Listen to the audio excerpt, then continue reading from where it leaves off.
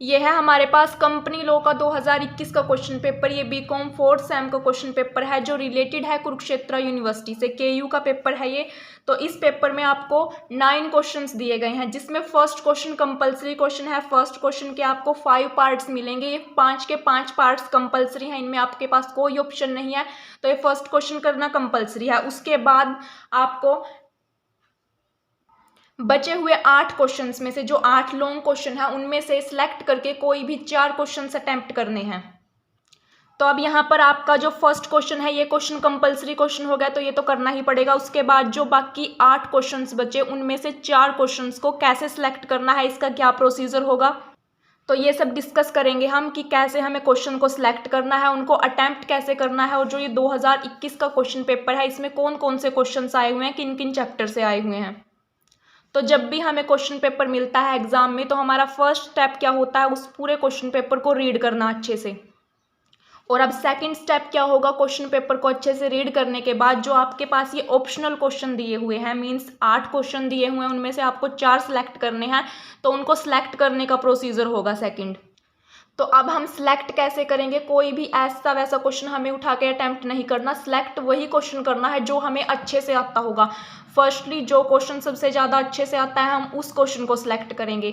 और second point क्या ध्यान में रखना है, जिसकी प्रेजेंटेशन मींस जिस क्वेश्चन में आपके ज़्यादा डायग्राम बन रहे हो या फिर अगर डाटा ज़्यादा यूज़ किया जा रहा हो, मींस जिसमें आपको लगे कि सबसे ज़्यादा अच्छे से प्रेजेंट किया जा सकता है जो क्वेश्चन, उस क्वेश्चन को सिलेक्ट करेंगे। फर्स्ट जो अच्छे से लर्न होगा, जिसका मैटर होगा हमारे पास ज़्यादा, दूसरा जिसकी प्रेजेंटेशन अच्छी होगी वो क्वेश्चन सिलेक्ट करेंगे।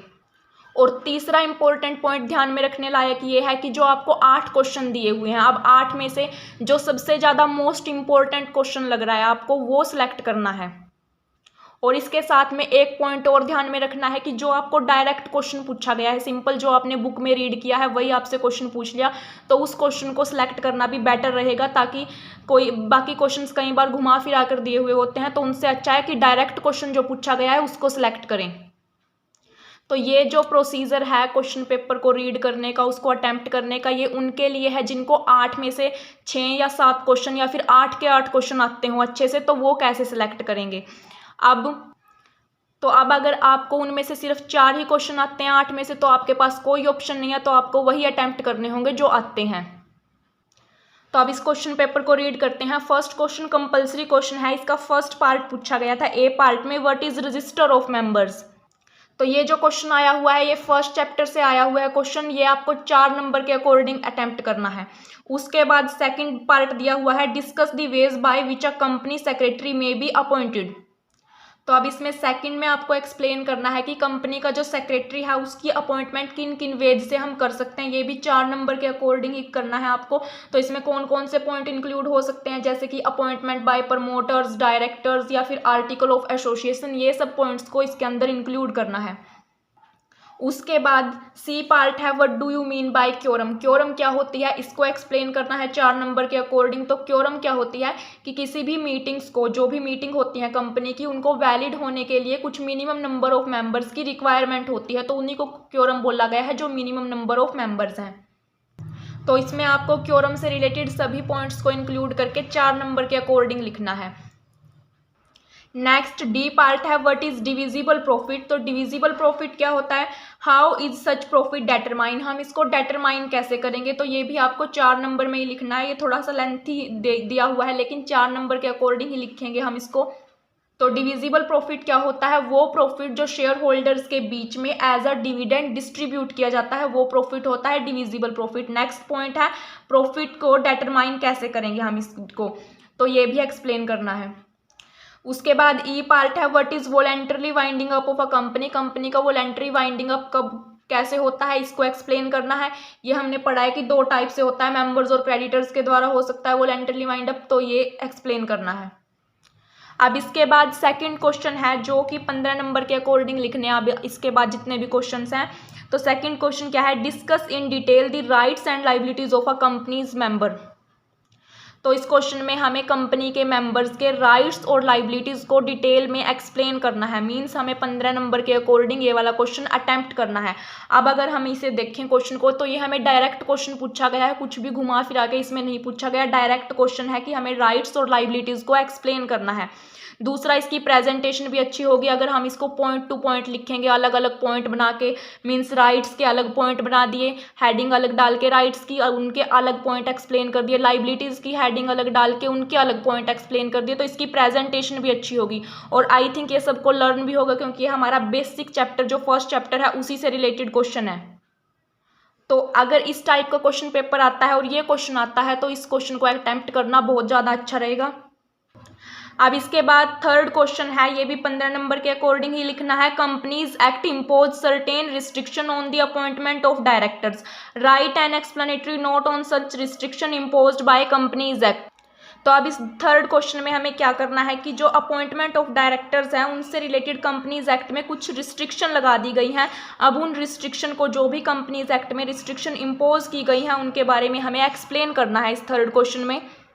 तो अब अगर जिन्होंने रिस्ट्रिक्शन वाला पॉइंट अच्छे से पढ़ा होगा तो वो तो इसके बारे में एक्सप्लेन कर देंगे 15 नंबर के अकॉर्डिंग, बट जिन्होंने ये ऐसे ही थोड़ा थोड़ा पढ़ा हुआ है, अच्छे से नहीं पढ़ा रिस्ट्रिक्शन के पॉइंट्स को, तो वो इनको 15 नंबर के अकॉर्डिंग एक्सप्लेन नहीं कर सकते, क्योंकि यहाँ पर ओनली रिस्ट्रिक्शन के बारे में ही पूछा गया है, ओनली एक ही पॉइंट पूछ लिया रिस्ट्रिक्शन वाला। अब इसके बाद फोर्थ क्वेश्चन है, define company secretary, right in detail about the power and duties of a company secretary. हमें यहाँ पर 3 पॉइंट्स पूछ लिए, अगर देखें ध्यान से। डिफाइन कंपनी सेक्रेटरी, फर्स्ट तो हमें कंपनी के सेक्रेटरी को डिफाइन करना है, तो इसमें हम क्या करेंगे, थोड़ा सा इंट्रोडक्शन डाल लेंगे, सेक्रेटरी का मीनिंग, कंपनी के सेक्रेटरी का मीनिंग, कैरेक्टरिस्टिक्स भी डाल सकते हैं। अगर आपके पास लास्ट वाले क्वेश्चन का मैटर कम है तो आप इसमें कैरेक्टरिस्टिक्स भी थोड़ी सी इंक्लूड कर सकते हो, बट वो लाइन टू लाइन करोगे आप, पॉइंट्स नहीं बनाओगे, क्योंकि उसमें आपके ज़्यादा टाइम लगेगा। अब उसके बाद इसमें पूछ लिया, right in detail about the powers and duties of company secretary. अब जो पावर्स हैं और ड्यूटीज़ हैं उनके भी अलग अलग पॉइंट बनेंगे।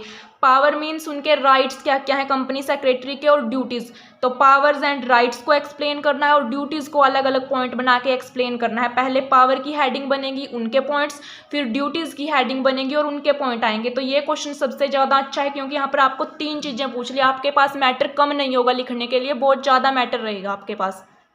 तो ये फोर्थ क्वेश्चन बेस्ट क्वेश्चन है 15 नंबर के अकॉर्डिंग लिखने के लिए, और ये आपको डायरेक्ट क्वेश्चन ही पूछा गया है, इसमें भी कुछ भी घुमा फिरा के नहीं पूछा गया।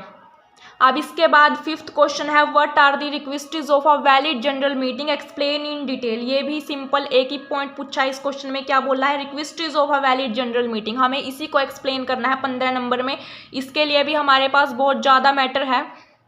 इसमें हमें अलग अलग पॉइंट एक्सप्लेन करने हैं, जैसे कि मीटिंग का, जो वैलिड जनरल मीटिंग है उसके लिए क्या क्या रिक्वेस्ट्स हैं। एक तो प्रॉपर अथॉरिटी का होना जरूरी है, प्रॉपर नोटिस देना जरूरी है, क्योरम होनी चाहिए, चेयरमैन को एक्सप्लेन करना है, हमें मिनट्स को एक्सप्लेन करना है। तो ये सब पॉइंट्स हम जब इसके अंदर इंक्लूड करेंगे तो हमारे पास अच्छा खासा मैटर हो जाएगा और प्रेजेंटेशन भी अच्छी हो जाएगी। और दूसरी बात क्या है, ये भी आपसे डायरेक्ट क्वेश्चन ही पूछा गया और इम्पोर्टेंट क्वेश्चन पूछा गया है। इसके बाद अब सिक्स्थ क्वेश्चन है, what do you mean by resolution, explain different types of resolution in detail.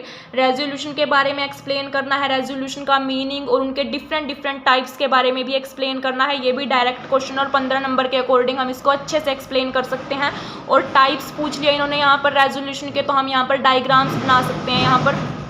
Next 7th question है, व्हाट इज डिविडेंड, डिविडेंड के बारे में एक्सप्लेन करना है। नेक्स्ट है इसी के अंदर, explain the duties of auditors in respect of this, can dividend be paid out of capital. तो यहाँ पर 3 क्वेश्चन पूछ लिए एक ही क्वेश्चन के अंदर। व्हाट इज डिविडेंड, डिविडेंड को एक्सप्लेन करना है, डिविडेंड का meaning, explain the duties of auditors in respect of this.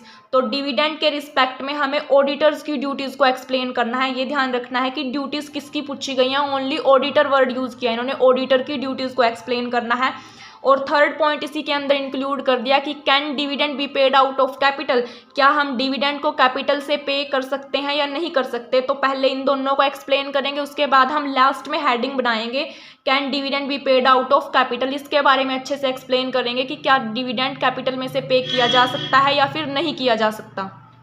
इसके बाद 8th क्वेश्चन है, explain in detail various modes of amalgamation of companies. Amalgamation of company का चैप्टर का ये क्वेश्चन है। Also state statutory provisions and procedure regarding amalgamation.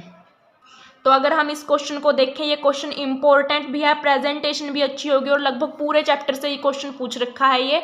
तो यहाँ पर हमारे पास मैटर भी बहुत ज़्यादा रहेगा। हमें क्या करना है, various modes of amalgamation of companies के मोड्स को एक्सप्लेन करना है और statutory provisions and procedure regarding amalgamation, provisions को और प्रोसीजर को भी एक्सप्लेन करना है। तो हम इसे 15 नंबर के अकॉर्डिंग लिख सकते हैं बहुत अच्छे से।